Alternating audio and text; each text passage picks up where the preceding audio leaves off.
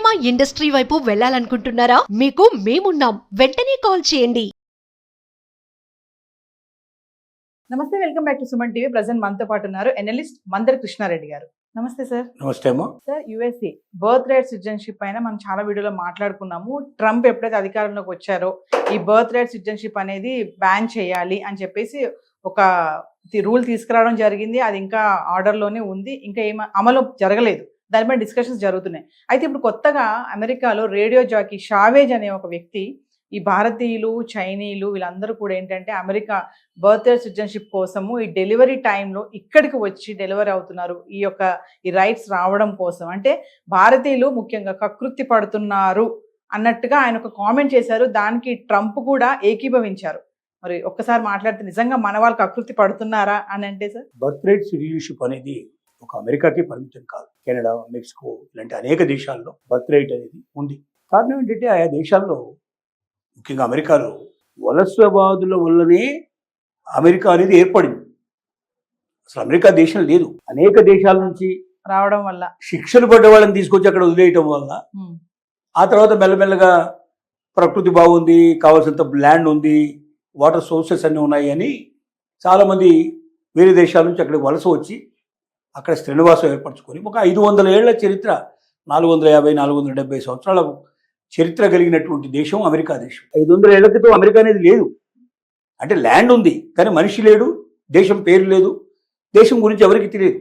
వేల సంవత్సరాల చరిత్ర కలిగినటువంటి భారతదేశం చైనా గురించి ఎంత పచ్చిగా, ఎంత అసహ్యంగా మాట్లాడే పరిస్థితి ఏర్పడిందంటే ఒక రేడియో జాకీ మాట్లాడిన మాటలు పట్టుకొని దాన్ని సమర్థించుకుంటూ అమెరికన్ ప్రెసిడెంట్ తన యొక్క సోషల్ మీడియా గ్రూప్స్ లోపల దాన్ని ప్రచారం చేసేటువంటి స్థితికి దిగజారిపోవడం అంటే అంతకన్నా అసహించుకోవాల్సిన పరిస్థితి మరొకటి ఉండదు.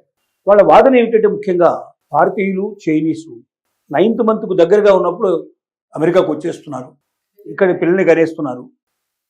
ముందు పిల్లల్ని కంటారు, పిల్లల్ని కన్న తర్వాత ఆటోమేటిక్గా ఆ పిల్లల పోషకానికి తల్లి తండ్రి కావాలని చెప్పి మొత్తం కుటుంబం అంతా తీసుకొచ్చి ఇక్కడ చేరుస్తున్నారు.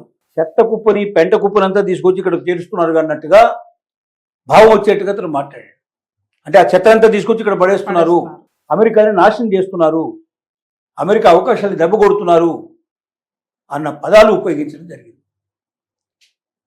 ఇది భారతీయులకి చాలా బాధాకరమైన విషయం.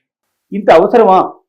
ఒక అమెరికన్ ప్రెసిడెంటు భారతీయుల గురించి ఇంత హీనంగా మాట్లాడిన తర్వాత కూడా భారతీయులు ఆ దేశానికి వెళ్ళడం అవసరమా అనేది ఒకటి పెద్ద ప్రశ్న.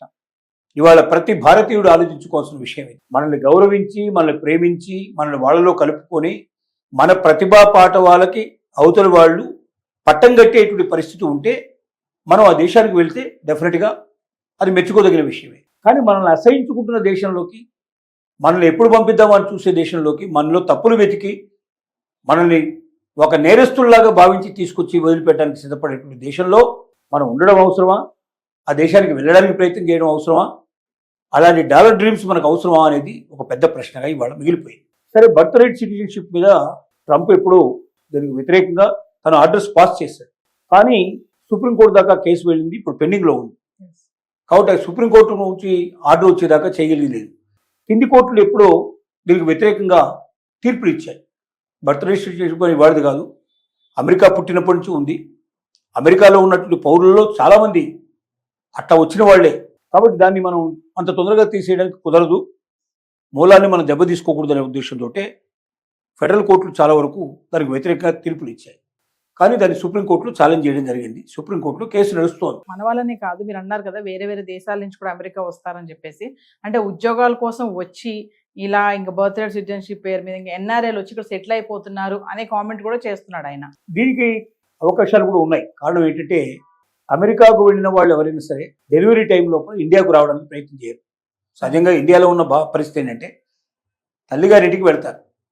సహజంగా ఫస్టో సెకండో ఏదైనా డెలివరీ అయిన టైపు ఒక 2-3 మాసాల క్రితం ముందే, కొంతమంది 6 మాసాల ముందు పరిస్థితిని బట్టి అమ్మగారింటికి వెళ్ళిపోయి అక్కడే డెలివరీ అవ్వడం అనేది సహజంగా జరిగే విషయం.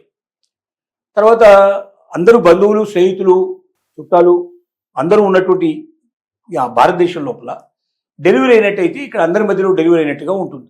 కానీ దీనికి విరుద్ధంగా మనకు ఏం చేస్తారు మన వాళ్ళు అంటే అక్కడ డెలివరీ ఖర్చులు పెరగకుండా ఉండడం కోసం ఇక్కడ అత్తమామలను తల్లినో ఎవరు ఖాళీగా ఉంటే ఎవరు అవకాశం ఉంటే వాళ్ళని తప్పించుకొని అక్కడ డెలివరీ అవ్వడం అనేది సహజంగా జరుగుతున్న పరిస్థితి. వాళ్ళు చూసేది ఏంటంటే ఎవడైనా భారతీయుడు ఇక్కడికి వచ్చి ఇక్కడ డెలివరీ అయ్యేటువంటి పరిస్థితి అంటే వాళ్ళకి ప్రెగ్నెన్సీ అయితే ఇండియాకు వెళ్ళి అనేటువంటి వాళ్ళు ఎవరు కనబడటం లేదు.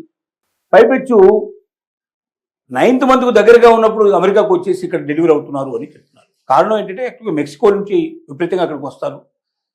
వేరే కొన్ని ముస్లిం దేశాల నుంచి కూడా అక్కడికి వచ్చేసి వాళ్ళు అక్రమంగా అమెరికాలో ప్రవేశించి అక్కడ పిల్లల్ని కంటారు. పిల్లల్ని కనడానికి వచ్చేటువంటి దేశాలు చాలా దేశాలకి వస్తున్నారు. కానీ భారతదేశం ఆ రకంగా వెళ్ళేవాడు తక్కువ. అంటే డెలివరీ టైంకి అక్కడికి వెళ్ళి డెలివరీ అవ్వడం అనేది చాలా తక్కువ. జరుగుతున్నది ఏంటంటే అక్కడ ఉద్యోగాలు సంపాదించుకొని లేదా అక్కడ స్టూడెంట్ వీసా సంపాదించుకొని ఏదో ఒక రకంగా అక్కడ స్థిరపడ్డ వాళ్ళు కుటుంబాన్ని అక్కడ తీసుకెళ్లిన తర్వాత డెలివరీ అయ్యే పరిస్థితి ఏర్పడితే మాత్రం ఇండియాకు పంపించకుండా అక్కడే డెలివరీ అవుతున్నమాట వాస్తవం. ఏది ఏమైనప్పటికీ ఇది అమెరికన్ ప్రెసిడెంట్ మాట్లాడాల్సిన మాటలు కావు. అతను అంత మాట మాట్లాడిన తర్వాత కూడా అంత తక్కువగా ఏయంగా మనల్ని చూడడానికి ప్రయత్నం చేస్తున్న సమయం లోపల భారతీయులు అనే వాళ్ళు ఎవరైనా ఇప్పటికే స్థిరపడి ఉంటే అది వేరే విషయం. ఇప్పుడు ఏంటి బర్త్ రైట్స్లో ఇంత ముందున్నట్టుగా బర్త్ రైట్ సిటిజన్షిప్ అంటే ఎవరైనా వచ్చి అక్కడ బిడ్డను కంటే ఇమీడియట్గా అమెరికన్ పౌరులు అయ్యే పరిస్థితి తీసేశారు. ఇప్పుడు ఏం చేశారంటే తల్లి కానీ తండ్రి కానీ ఇద్దరూ ఖచ్చితంగా గ్రీన్ కార్డు హోల్డర్స్ అయి ఉండి అక్కడ సిటిజన్షిప్ ఉంటేనే అక్కడ బిడ్డ పుడితే బర్త్ రైట్ సిటిజన్షిప్ వస్తుందని కూడా తీసుకొచ్చారు. అది నడుస్తుంది ప్రస్తుతానికి.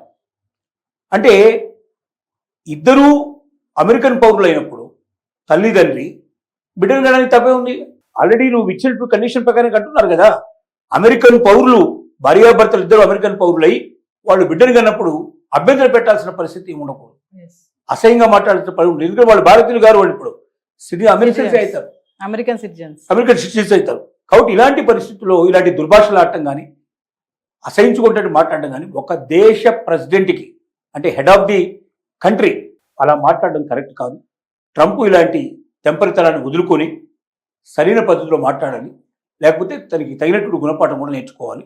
భారతీయులు కూడా ఆలోచించుకొని ఇప్పుడు భారతదేశంలో అవకాశాలు విపరీతంగా పెరిగిపోయినాయి కాబట్టి వాళ్ళు మానుకొని ఇండియాలో సెటిల్ అవ్వడానికి లేదా వేరే దేశాలకు వెళ్ళడానికి ప్రయత్నం చేయడం బెటర్ అనేది అనిపిస్తుంది. Thank you sir.